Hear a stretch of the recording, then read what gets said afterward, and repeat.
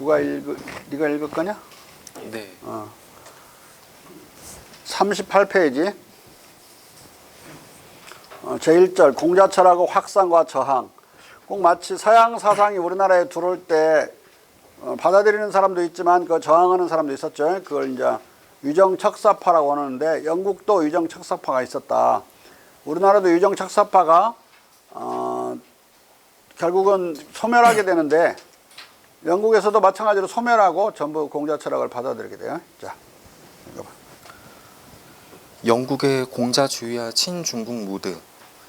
이베리아 중국학과 이탈리아 선교사들의 중국 보고의 영향 아래서 뷰캐넌의 왕권 민수론과 폭군 방벌론이 나오고 퍼체스와 마테오 리치에 의해 이미 공자와 중국의 정치 문화가 상당히 상세하게 소개되었고 강단의 스콜라 철학에 의해 가장 이단적인 것으로 취급된 베이컨의 경험론이 흥기하기 시작했을지라도 17세기 초 영국의 지성계는 공자와 극동 문화의 외관상 아직 열광적 관심을 보이지 않았다.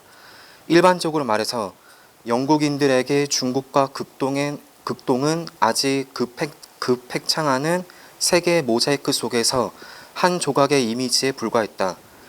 엘리자베스 치세와 스튜어트 왕조 치세. 이 팽창하는 것은 자꾸 지리상의 발견을 하고 막 그러면서 저희들의 관념 속에서 세계가 막 넓어지고 있는 거예요. 그 안에서 중국은 뭐냐면 한 조각에 아직은 불과했어요. 잘 그 비중을 알지 못했기 때문에. 자. 엘리자베스 치세와 스튜어트 왕조 치세의 전기 영국에서 중국의 산업 전망과 견실한 통치에 대한 열띤 관심 외에 중국 이야기는 아직 특별히 감지할 만한 그 어떤 유행도 타지 못하고 있었고 상인들과 선교사들의 중국 찬양 보고서들도 아직 큰 관심을 끌지 못했다. 그러나 시대가 17세기의 30년대를 넘어가자 흐름이 확연히 달라지기 시작했다. 상인들의 실리적 타산적 중국 논평들은 예수회 선교사들의 보고와 저작들에 의해 점차 대체되었다. 17세기 초 영국의 정치 사회적 분위기 1650년에서 60년을 고비로 중국의 만리장성 도자기 공예, 가마우지 고개잡이 및 중국의 평화적 안정적 통치체제에 관한 선교사와 여행자의 보고서들이 일치하면서 통치술과 관련된 중국의 명성은 영국에서 확고하게 정착했다. 이 가마우지가 이제 성경에 나오는 새인데 에덴 동산에서 존 밀턴의 신라권에 의하면 이 가마우지는 그 악마 사탄의 스파이로 에덴에 먼저 파견되는 새가 이름이 가마우지예요. 근데 성경책이 그 이전에 이 새가 어떤 건지 몰라서 그 가마우지라는 것이 뭔지 몰라가지고 막 여러 가지로 뭐 번역이 됐었는데 가마우지가 지금은 틀림없고 그 가마우지가 에덴 동산에 어디에 앉느냐 가장 높은 나무의 중심에 있는 가장 높은 정중앙에 딱 앉아요. 그래가지고 그 에덴 동산을 싹 둘러보는데 그 새가 바로 이 가마우지 새야. 이 가마우지는 유럽에는 살지 않는 새예요. 근데 왜 이게 신라권에서 가마우지가 등장하느냐? 이게 중국 새야. 일본 아니면 중국 새. 가마우지 고기잡이 알죠? 아나? 어이, 가마우지 고기잡이 알아? 잘 모르겠습니다.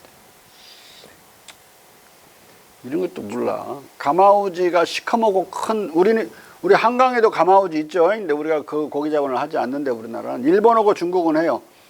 중국에서 가장 일반적인데 지금도 그 가마우지 고기 잡이를 해요. 그런데 지금은 관광용으로만 하고 실제로 이제 그걸로 생계를 이어가지는 않죠. 그래도 19세기까지도 생계를 이어가는 어획수단 방법 중에 하나였다. 일단 가마우지가 물속으로 들어가서 물고기를 잘 잡아요. 근데 그걸 물고기를 잡아서 먹어버리면 안 되잖아요. 가마우지를 묶어가지고 줄을 쭉 매달아서 물에다 풀어놓는데 그 밑에 모가지를 여기 있는 데끼리 묶어. 그래가지고 넣으면은 이런 자식이 잡아갖고 못 삼켜요. 못 삼키고 사람이 손을 집어넣어서 잡았을 때 끄집어내서 이제 계속 그런 식으로 잡아. 그런데 요걸 가마우지를 그냥 하면은 늘 잡는 게 아니고 많이 굶겨야 돼.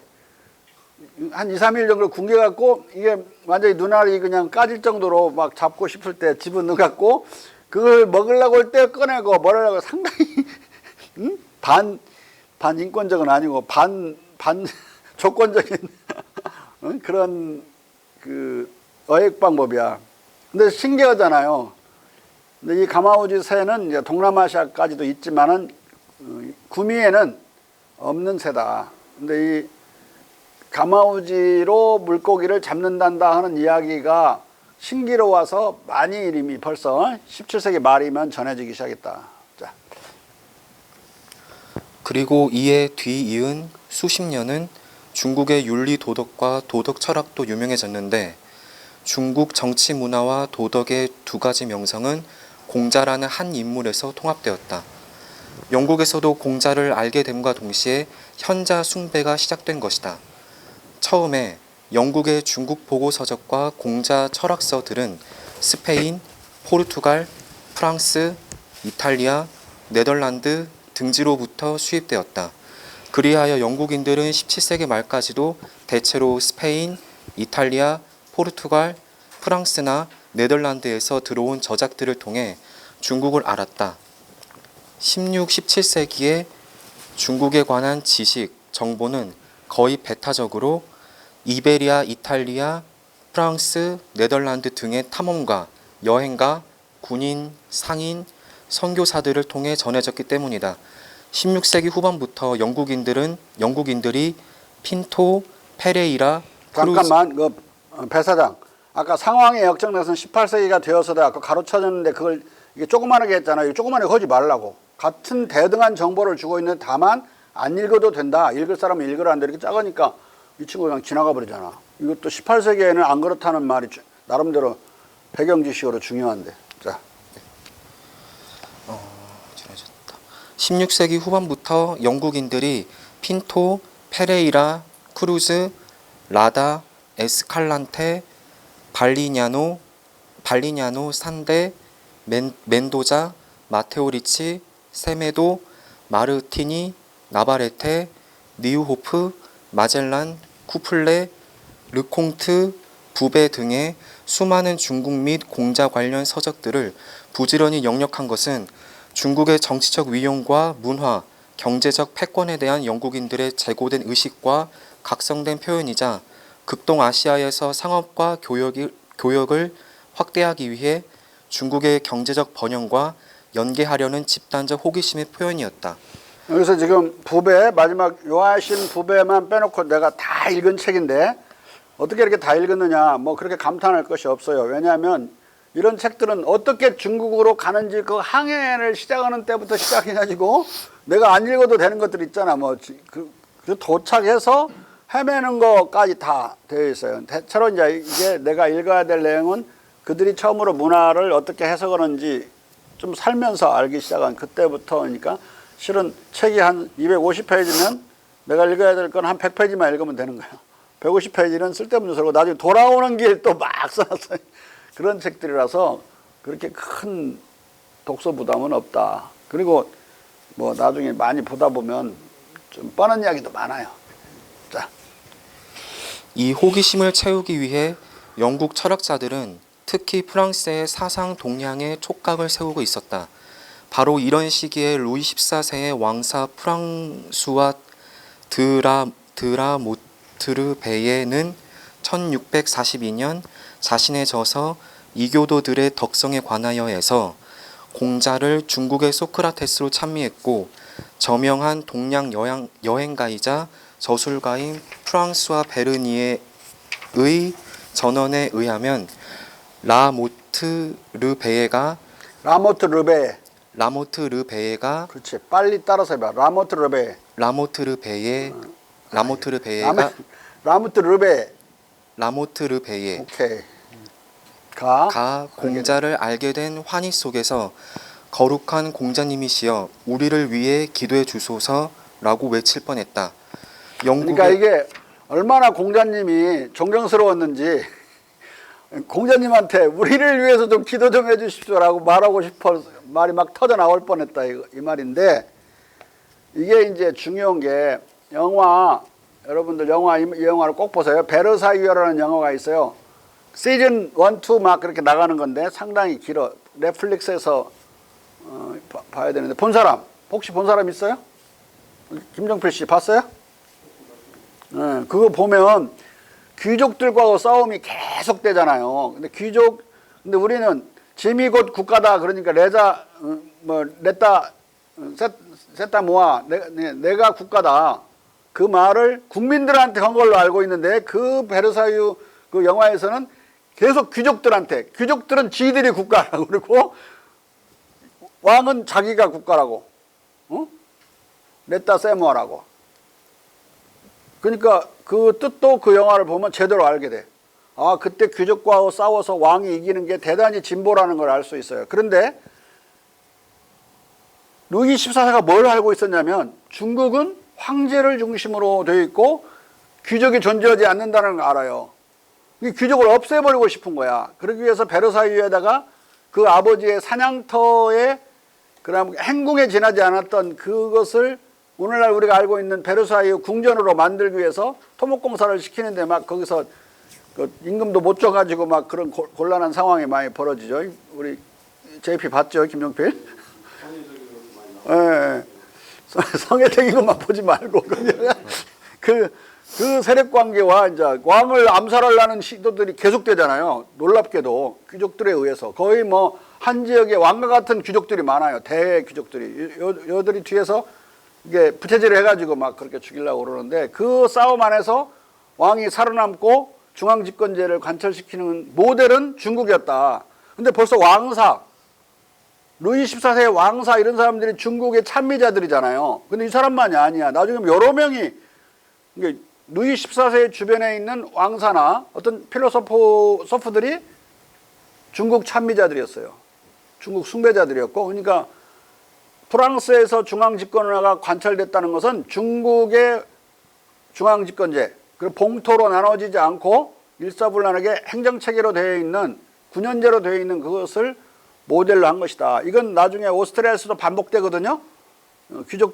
봉건 귀족들, 프로빈스, 그러니까 불어로는 프로방스를 차지하고 있는 이 왕처럼 구는 자들을 어떻게 하면 때리잡느냐가 요셉 2세의 오스트리아에서도 가장 큰 고민거리였어요. 새끼들 가보니까 막 지방에서는 지들이 왕이더라. 나는 아무것도 아니더라 이거야. 사실 왕의 직할지는 얼마 안 되잖아요.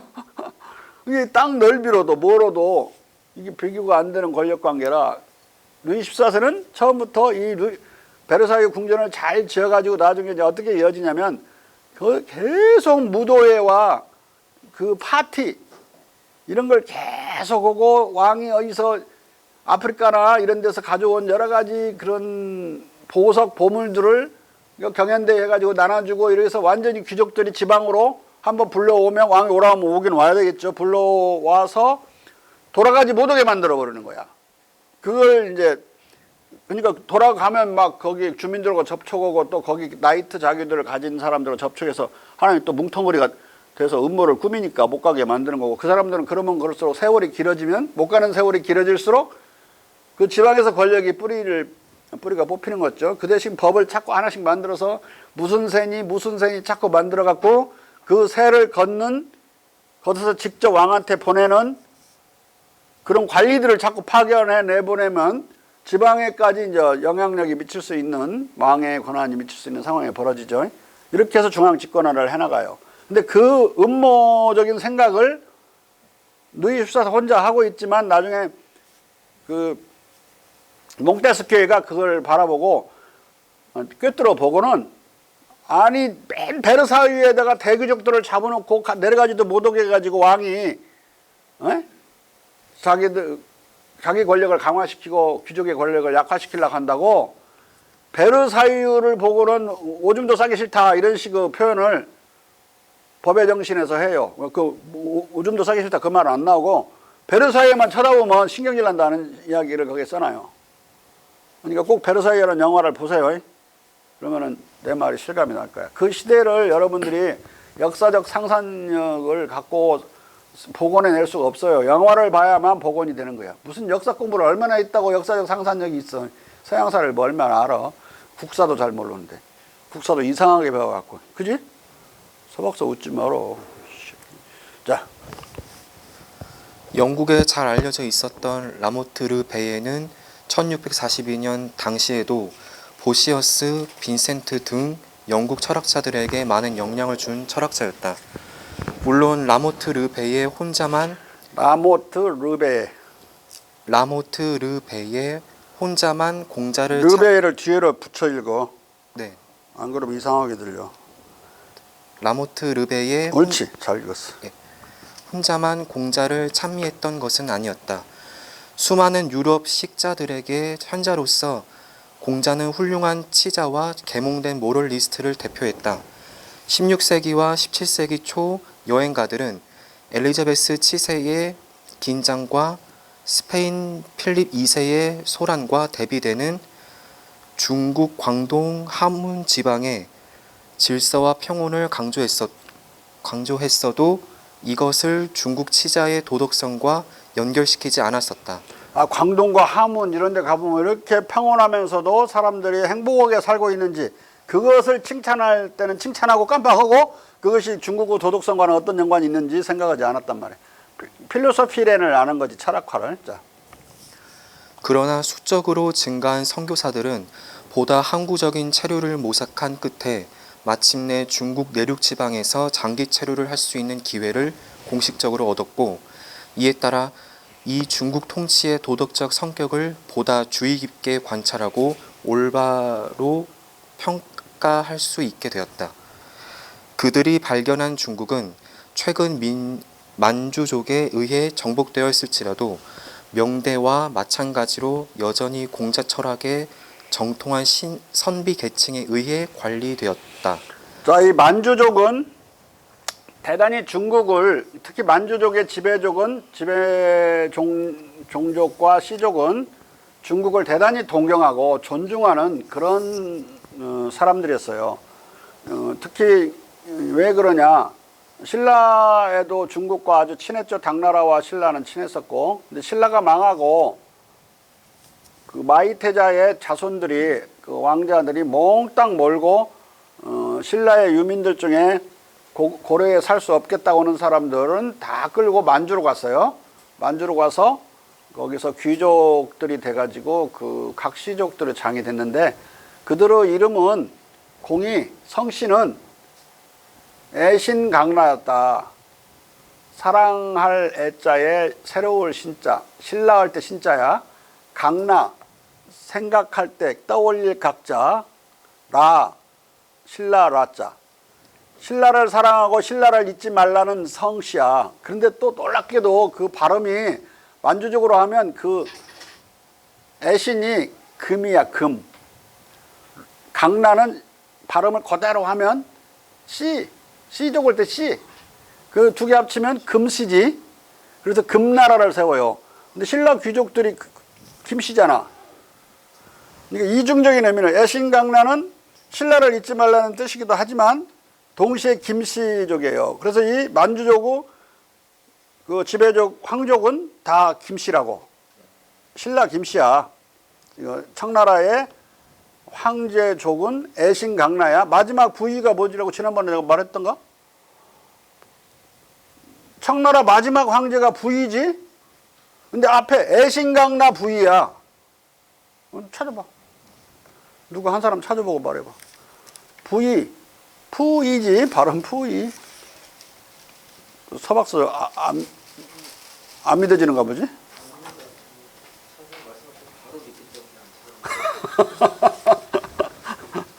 애신강나가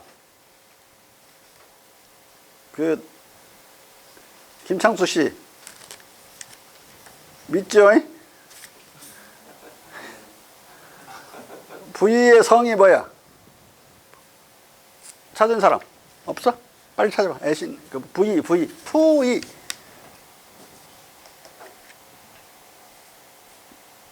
자, 금나라의 왕족은 우리가 익히 알듯이 김씨였죠.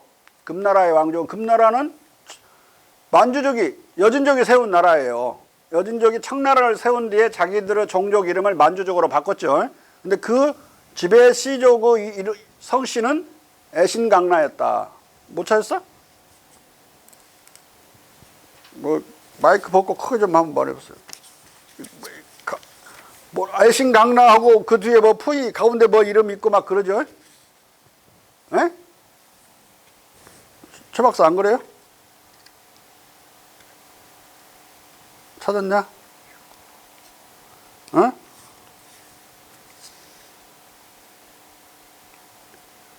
조교 찾았어? 아이고 좀, 어? 이야.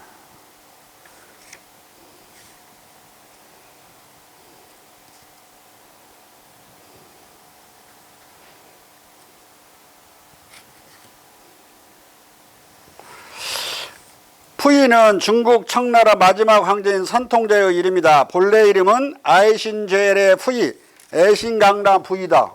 딱 나와 있구만. 그게 금방 못 찾아 그걸 바보야. 어? 이며 광서제의 이복 동생 순친왕 제풍의 아들이다. 응? 그러니까 이 만주족이라고 해서 그 오랑캐로 보지 말고 우리 저 송시열이 이게 우리나라의 성씨라는 걸 알았더라면 청나라를 만주족 여진족의 그런 그야말로 북쪽 오랑캐로 보지 않고 더 친하게 지낼 수 있었는데 100에서 150년간 조선은 청나라를 여전히 마음속으로 적대해요. 그 적대한 그 증거가 뭐냐? 경복궁 안에 대보단이 있죠. 대보단. 대보단은 크게 보답하는 제사단이라는 뜻이야. 크게 보답한다. 어디에?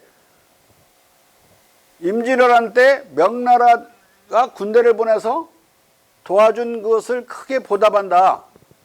그래서 그 마지막 명나라 황제의 제사를 모시는 제단이에요.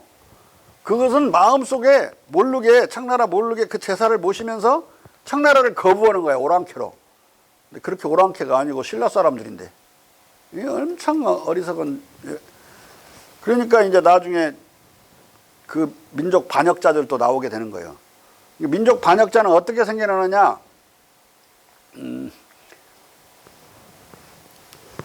누구냐? 북악파들은 이제 민족 반역자들이야 다. 청나라를 엄청 칭찬을 해요.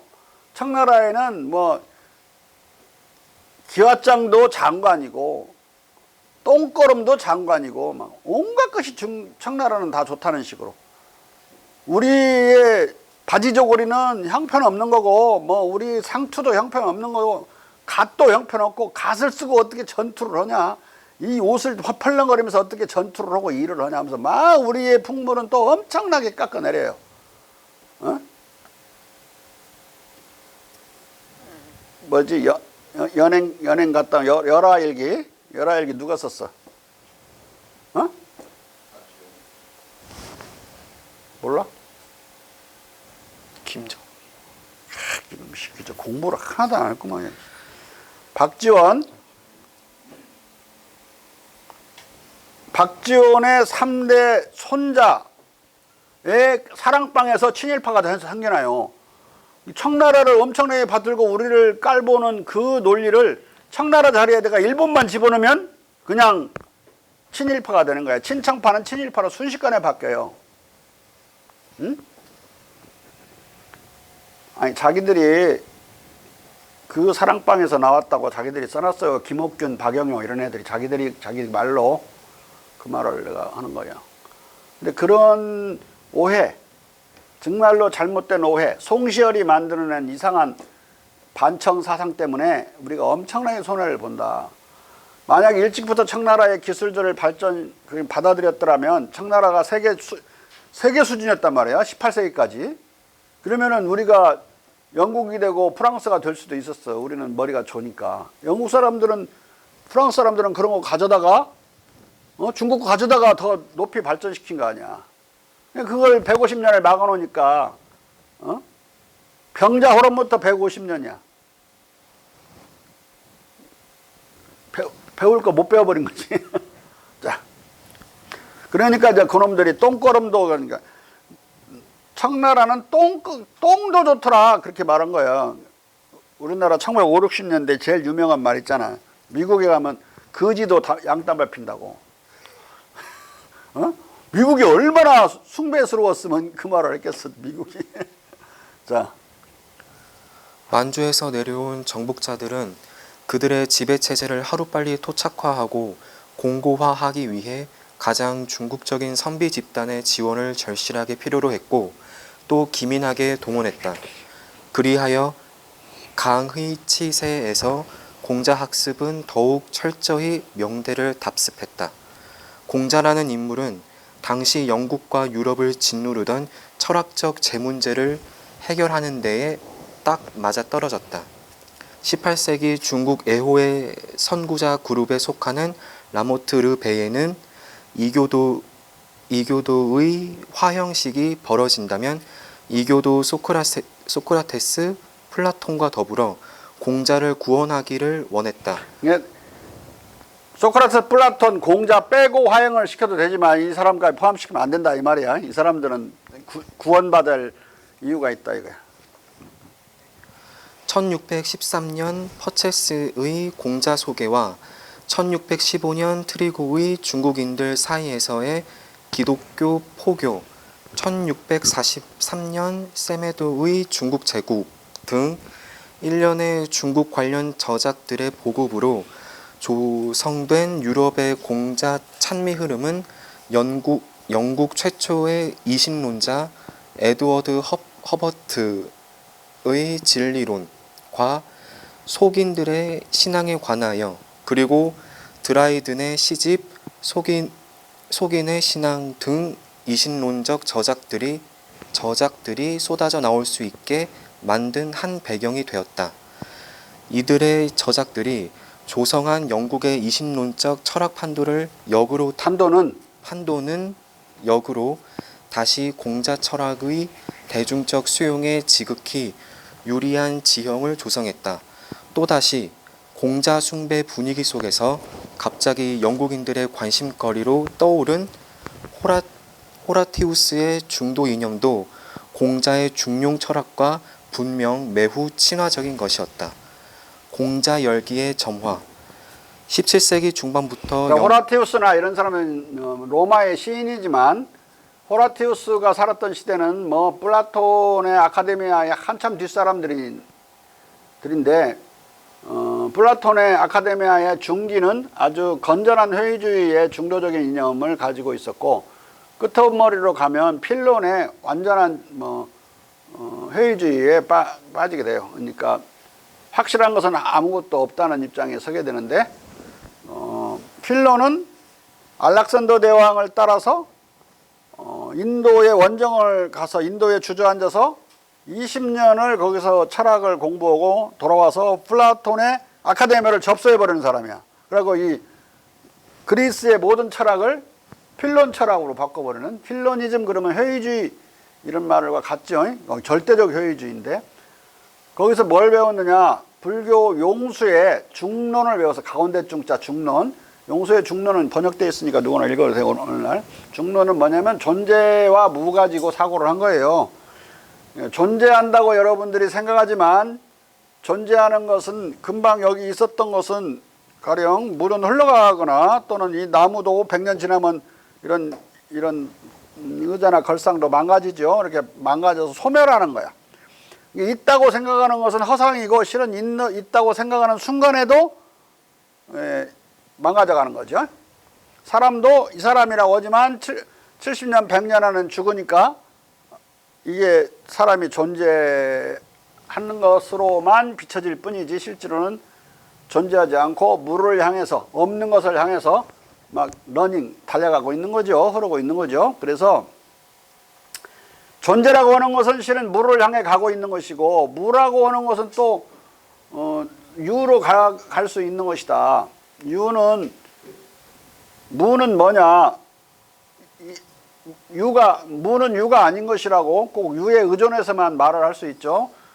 유는 뭐냐? 아까 무를 향해서 가고 있는 무에 의존해서만 유를 말할 수 있어요. 그래서 그 논리 속에서 이 진상, 우리가 존재한다는 것의 진상은 실은 생성, 변화, 소멸이라고 파악을 하는 거예요. 용수가. 네? 운동하는 것이다. 이게 운동.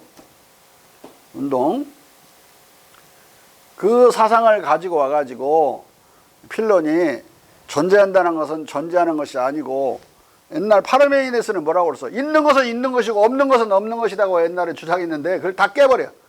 있는 것은 있는 것이 아니고 없는 것도 없는 것이 아니다. 다 운동 중에 들어있다. 우리가 학술이 따라서 확실히 안다고, 확실히 안다는 것은 신은 정확히 모르고 있는 거다. 그래서 확실히 알 수 있는 것은 하나도 없다. 모조리 판단을 중지해라. 이렇게 가르쳐요. 그냥 완전히 다 그리스 그 철학이 뒤집어져 그걸로. 그 대신 가운데 중자, 존재와 무, 유와 무의 가운데, 그게 흐름이죠. 운동이고 그 가운데를 취해야 된다는 그 중도론이 득세를 하게 돼. 그 이후의 사상이니까 이 호라티우스의 시인의 사상은 이건 분명히 동양의 영향을 받은 사상이라고 봐야 돼요. 로마에서 나온 사상이에요. 아니야. 이건 로마 이전으로 그냥 로마에 이런 사상이 없었거든. 그리고 소크라테스, 플라톤이나 벌써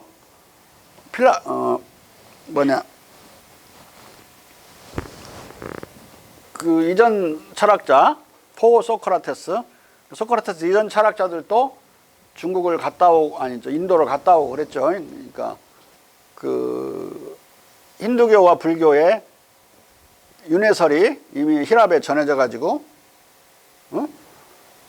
국가론의 챕터 10장에 윤회설이 계속 전개되죠. 윤회 사상이. 그럴 정도니까 동양적인 이 17, 18세기에 영향을 받은 건 아니지만 동양적인 영향을 이미 받은 사상들이었다. 다 이런 게. 예? 자. 17세기 중반부터 영국 지성계는 공자 철학을 열렬히 환호하기 시작했고, 몽골의 침입으로 야기된 중국 공포와 경이감의 고리타분한 중세적 자세는 사라지고 현실주의적 호평의 자세가 그 자리를 채웠다. 영국 지성계는 프랑스의 지성계보다 더 근본적으로 탈기독교화, 탈종교화, 세속화되면서 중국에서 활동하는 예수회 선교사들의 서신과 저술들, 그리고 중국에 파견되었던 공식 특사와 중국 방문자들의 보고와 기행문들을 영역 전에 또는 영역되는 대로 다투어 열독하고, 프랑스와 네덜란드에서 화두로 떠오른 모든 중국 화제에 갈수록 더욱 민감하게 반응했다. 또한 예수의 선교사들이 마테오 리치 이래의 적응주의적 정교 방법이 이단으로 단죄되고 로마 교황청으로부터 번격적으로 탄압을 당하게 되면서부터는 반가톨릭적 영국 정서 속에서 존 웹, 윌리엄 템플, 로크, 셰프츠웰이 등을 위시한 영국 지식인들은 예수의 선교사들의 보고를 더욱 거짓없이 참된 것으로 신뢰하기 시작했다. 1704년 교황 클레멘스 11세는 제례 논쟁에서 중국 제례를 이교적 신앙 행위로 규정하고 중국 개종자들의 제례 참가를 금지해 반예수회파에 손을 들어주고, 1707년에는 어리석게도 강희제에게 교황 특사단을 파견해 이 강경한 입장을 중국 황제에게 전했다. 자, 여기서 1704년 연도, 이거 대단히 중요한 연도예요. 이 철학사적으로나 종교사적으로 대단히 중요한 연도다. 이때 로마 교황의 적응주의적 선교는 이단이다. 그리고 중국의 제례에 참여하는 것은 이단 종교의 신의 예배를 부르는 거니까 기독교에 반한다라고 하는 이 교황의 칙령이 떨어지면서 예수의 교파, 그러니까 마테오리치를 따르는 모든 선교사들이 몰락을 해버려요. 이단으로 몰려가지고. 이게 이제 극동 중국과 한국에서는 어떤 문제를 낳느냐. 그런 적응주의적인 교파들이 말살되고 카톨릭 안에서 뭐 프란체스코파니 뭔 판이 아주 독선적이고 독단적이고 침략적인 그런 선교사들이 단독으로 지배하게 돼요. 그러면서 중국에서 이들이 쫓겨나게 되고 쫓겨나니까 조선으로 달려들어와 가지고 조선에서 마테오리치의 선교사들이 아닌 아주 도발적이고 침략적인 놈들이 와서 선교를 하면서 우리나라의 제사를 못 지내게 만들고 신도는 제사를 참여하면 안 된다. 못 지내게 만들고 신주를 불태워버리고 그냥 그 신도들 중에는 이제 기독교에 빠져가지고 신주를 불태워버리고 부모의 장례를 치르는데 너를 불태워버리는 막 이런 폭거까지도 벌어지게 돼요. 정조 때 이렇게 되면.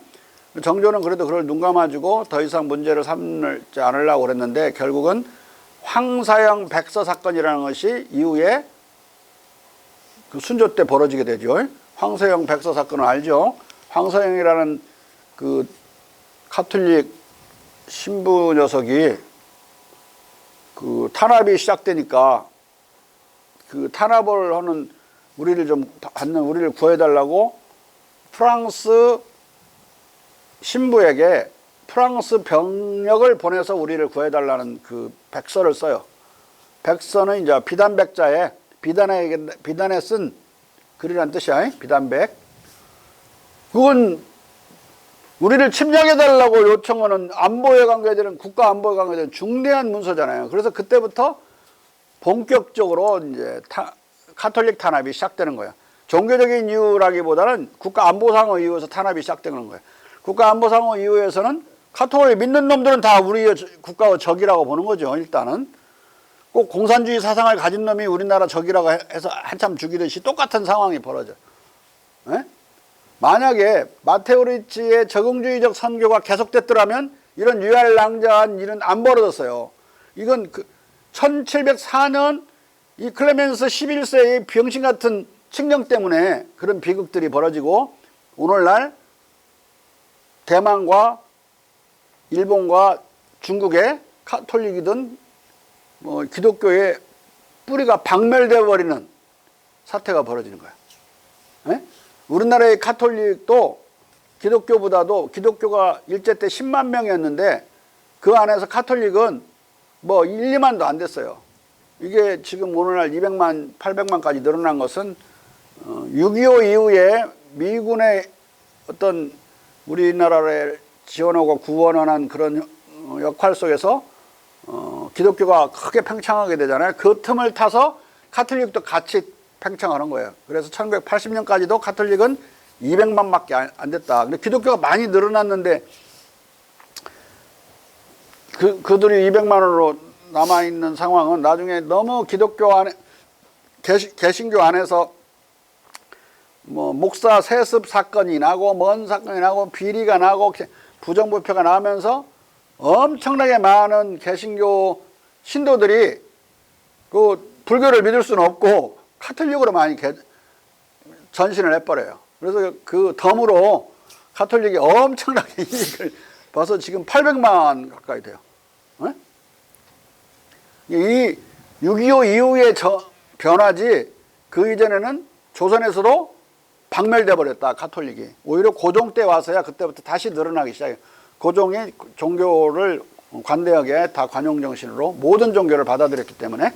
자, 이에 교황청과 타협을 시도하던 강희제는 교황청과의 접촉이 실패하자 마테오리치의 적응주의 선교 노선을 따르는 예수회 소속 선교사들을 제외하고 나머지 반예수회 선교사들을 모조리 중국에서 마카오로 추방했다. 그러니까 프랑스 외방 선교회, 도미니카파, 프란체스코파 이 세 개 교파가 주로 타격 대상이 돼요.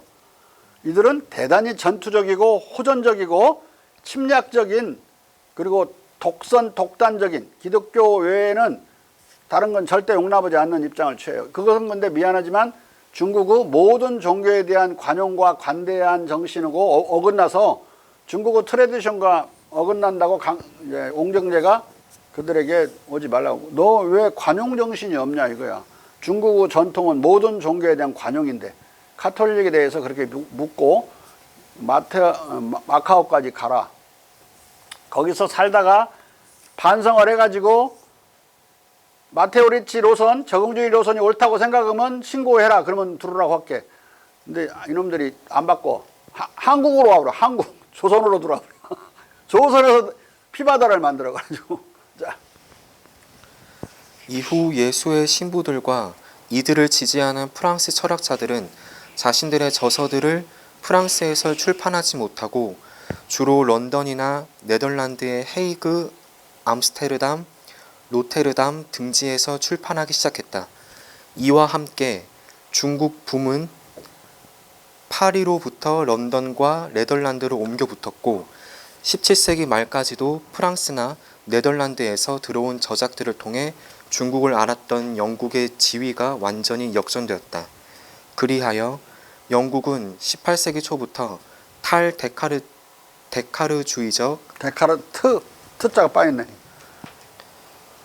탈데카르트주의적, 탈합리주의적, 경험론적, 계몽 철학과 경험 과학의 발전 측면에서 스콜라 철학과 데카르트의 합리주의적 형이상학으로부터 완전히 탈피하지 못하고 있던 프랑스 사상계를 앞지르기 시작했다.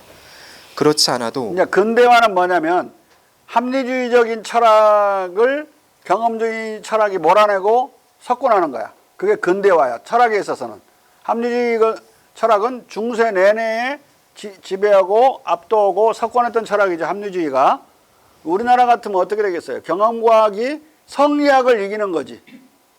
또는 공자의 다른 해석, 한학파적 해석이나 즉 공자 원전을 중시하자는 운동이죠. 또는 고증학적인 사상이나 기타 어떤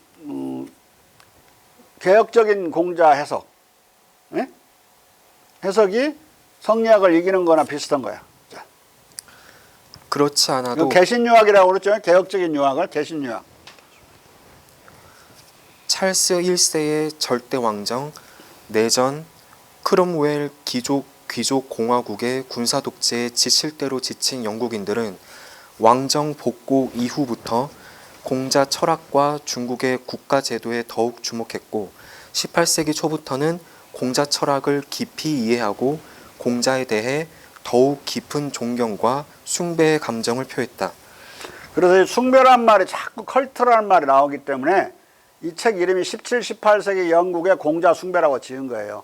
근데 프랑스에서는 숭배란 말이 잘 안 나오고 열광이란 말이 많이 나와서 책 제목이 근대 프랑스의 공자 열광이라고 되어 있는 거라고. 그냥 무관하게 그냥 할 말 없으니까 지어놓은 거 아니에요? 서박사도 그렇게 생각했지.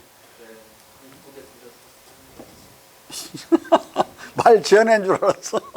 그게 아니라 뜻이 있어서 연관이 있어서 한 거예요. 자. 이렇게 17세기 중후반부터 시동이 걸린 공자에 대한 열광과 숭배 분위기 속에서 1669년 존 웹은 중국 제국의 언어가 원초적 언어일 개연성에 관한 역사적 논고를 출간했다. 이 책에서 그는 중국이 3000에서 4000년 이래 존속해왔고 중국인들보다 덜 죄지은 이교도가 있은 적이 없었을 뿐만 아니라 세상의 어떤 군주정이 바른 이성의 정치 원리와 명령에 따라 구성된 적이 있다면 감히 그것은 중국의 군주정이라고 말해도 된다고 단언했다. 빈센트는 당시 영국 국왕 찰스 2세의 담임 신부로서 1674년 국왕의 면전에서 공자와 중국의 정치 문화를 찬양하는 설교를 했다. 그러니까 중국을 찬양하거나 숭배하는 이런 사상이 프랑스에서는 왕사가 그러고 이런 데서는 찰스 2세 왕의 담임 목사가 이렇단 말이에요. 그러니까 직접적으로 통치에 영향을 미친 거예요. 이 공자 철학이. 변두리에 있는 철학자나 사상가들에 의해서 그냥 뭐 되뇌이지고 암송되고 그러다가 탄압받고 사라진 게 아니고 한때의 어떤 사상으로서 흐느적거렸던 게 아니고 정통 중심을 향해서 영향력을 미치기 시작했다. 근데 그건 오스트리아나 독일도 마찬가지였어요. 똑같이. 그 왕사들이 주로 요셉 2세의 왕사도 대단히 친중국적인 사람들이고 중국 철학을 잘 알고 있었어요. 자, 그는 이 설교를 듣고 감복한 국왕 찰스 2세로부터 이 설교문을 출판하라는 명령을 하교받았다. 빈센트는 그러니까 찰스 2세도 대단히 친중국적인 사람인 거지요. 이걸 받고 감동받아서 야 이거 출판해. 거기에 처음으로 영어로 대학이 첫 부분이 공자의 대학 경전이 번역되는 그것이 부록으로 실리는 책이거든요. 그 중국에 관한 책이고. 그런데 이 사람이 이제 중국의 내각제를 1679년에 내각제를 영국에 도입하는 사람이야. 찰스 2세가. 그러니까 이런 뭐랄까 사전에 준비된 친중국적인 성향이나 지식들이 있었기 때문에 그게 가능하지. 어느 날 갑자기 윌리엄 템플이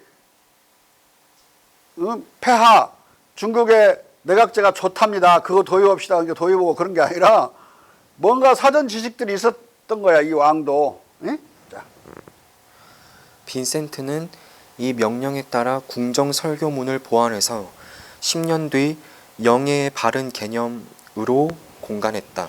영예의 바른 개념이라는 제목만 일단 설명하면 봉건적인 영예는 막 호방하고 뭔가 뭐 빛과 번쩍하는 그 겉으로 그런 멋 같은 걸 추구하는 것이 영예라고 생각하고 또는 군사적으로 뭐 빛나는 공훈을 세우는 거 영예라고 생각하는데 그런 건 봉건적인 영예지 제대로 된 바른 영예가 아니다. 바른 영예는 도덕적인 그런 어떤 고귀함을 스스로 갖춤으로써 인품이 빛나는 것이 진정한 영예다. 이런 나라가 지구상에 존재한다. 그게 중국이고 중국에는 이러한 공자라는 위대한 철학자가 있어서 그걸 가르쳤다. 그 내용이야. 제목만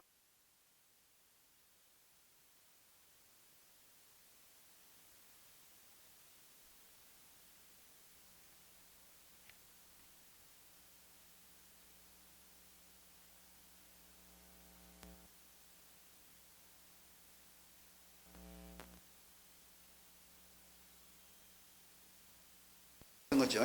자. 그는 이 책에서 중국의 세습 귀족이 존재하지 않고 오직 덕성으로만 출세할 수 있고 중국을 아무도 나면서부터 고귀한 사람은 없는 나라로 칭송했다.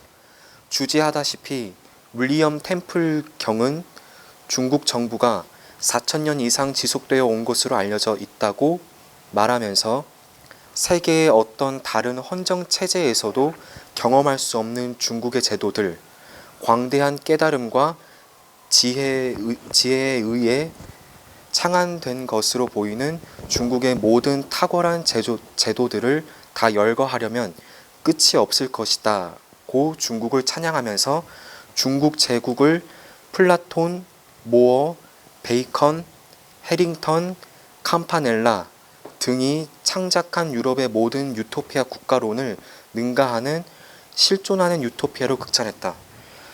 자, 플라톤은 국가론이라는 유토피아 국가를 썼죠. 모아는 토마스 모아는 유토피아라는 유는 없다는 뜻이고 토피아는 땅에 없는 나라라는 책을 썼고 공산주의야. 플라톤의 공산주의를 좀 더 영국적으로 표현해 놓은 거야. 베이컨은 뉴 아틀란티스라는 과학기술 토피아를 썼죠. 사이언토피아를. 해링턴은 오세아니아 공화국이라는 공화국 유토피아를 썼고 캄페라는 태양의 나라라는 유토피아를 썼다. 근데 여기서 플라톤, 토마스 모어, 해링턴 빼고 베이컨과 캄파넬라는 다 중국과 관련된 거예요. 중국을 유토피아로 그린 거고 캄파넬라 안에도 다 중국 이야기가 또 나와요. 이 태양의 나라에 웃기죠. 자.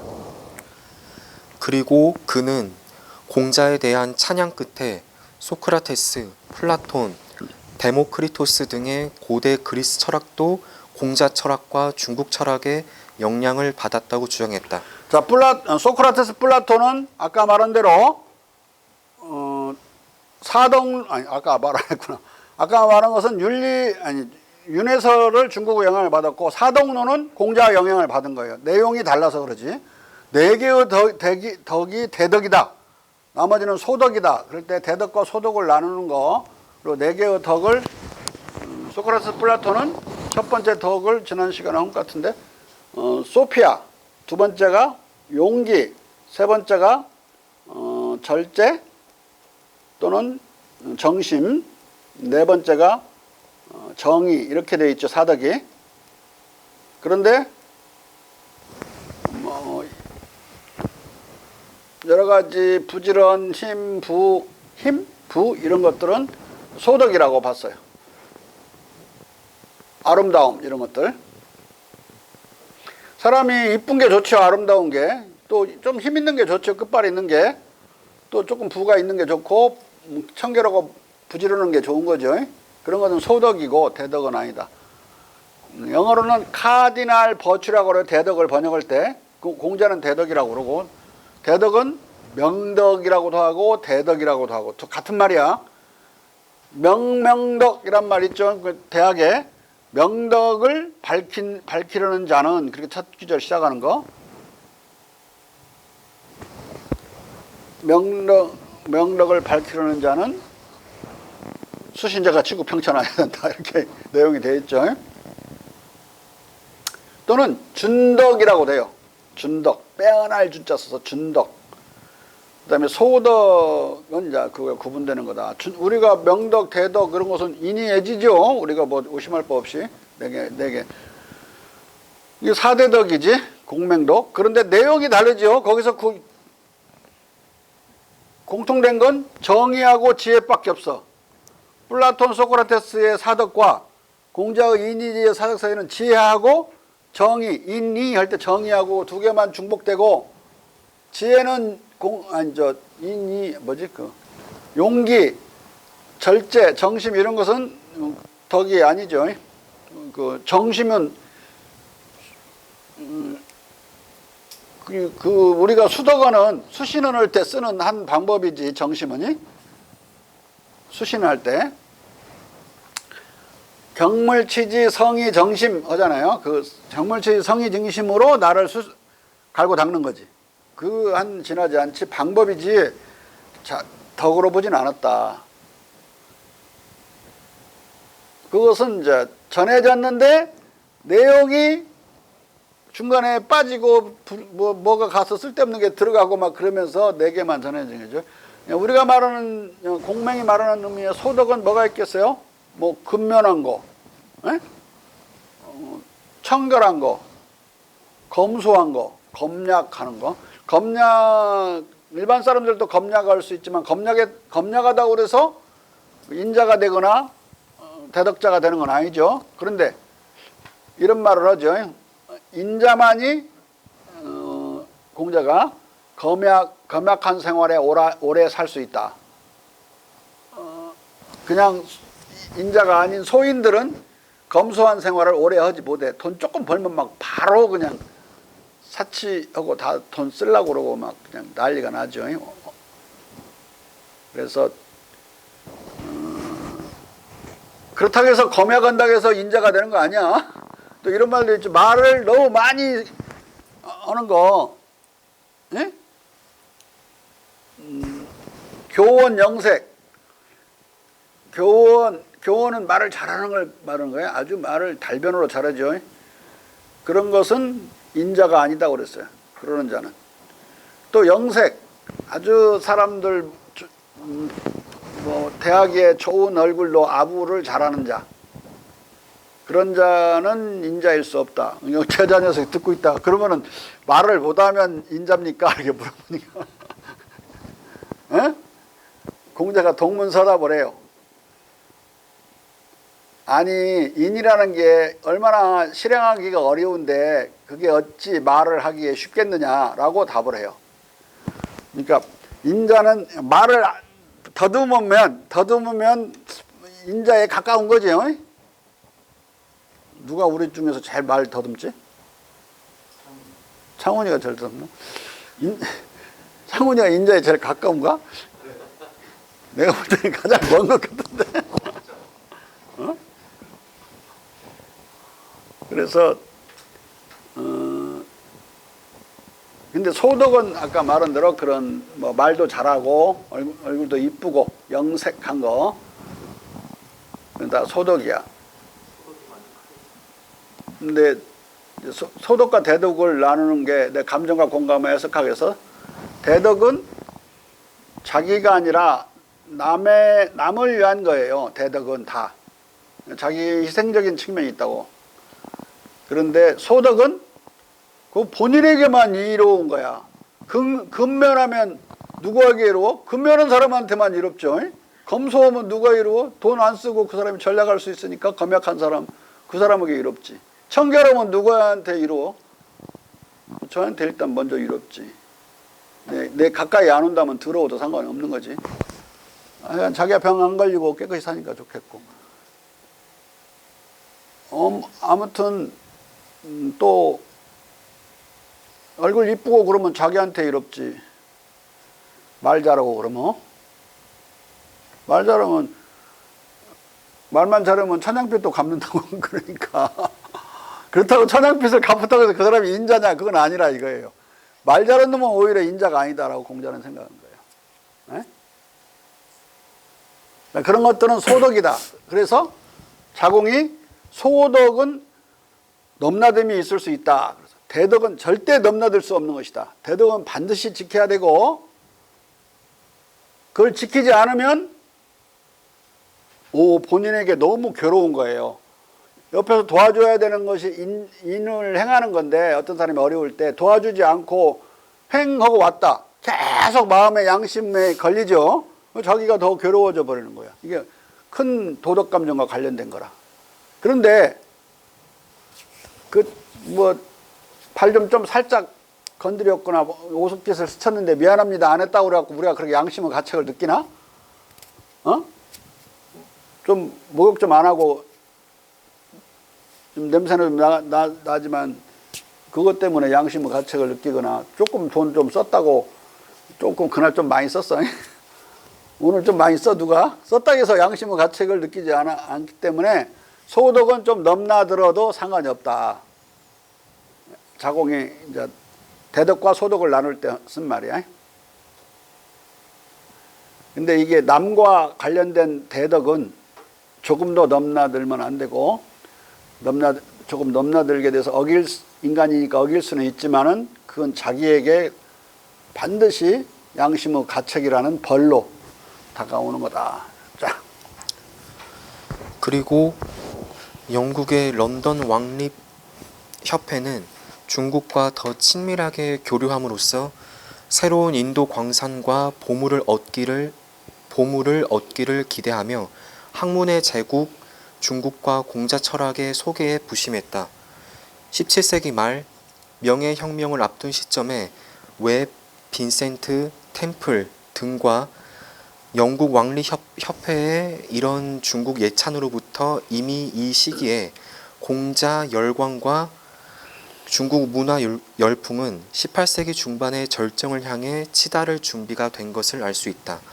이런 정서적 흐름 속에서 1688년 명예혁명에 의해 축출당하기 전 제임스 2세도 절대 왕정의 복원을 원하는 그의 입장에서 공자의 무의 이치와 유의 불여 원칙의 정치 철학, 찰스 2세가 추밀원 개혁을 통해 영국에 도입했었던 왕을 이례적 존재로 만들고 의례적 존재로?